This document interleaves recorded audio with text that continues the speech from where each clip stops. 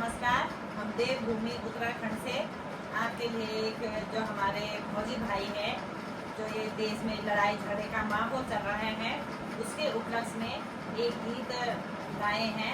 पसंद आए तो लाइक शेयर और सब्सक्राइब जरूर करें और अच्छे कमेंट भी करें उन वीर जवानों के जो भारत की सेना है और वहाँ जा रखे हैं हम लोगों के रक्षा करने के लिए। पूछा था हमारे भाइयों को, धर्म पूछकर मारा है, धर्म बताकर मारेंगे। तो आज हमारे वीर जवान वहाँ पर घुस गए हैं और घर में ही घुसकर मारेंगे।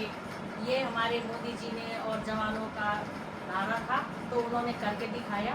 तो आइए भजन के माध्यम से सुनते हैं क्या कहा है हमारे फौजी भाइयों ने।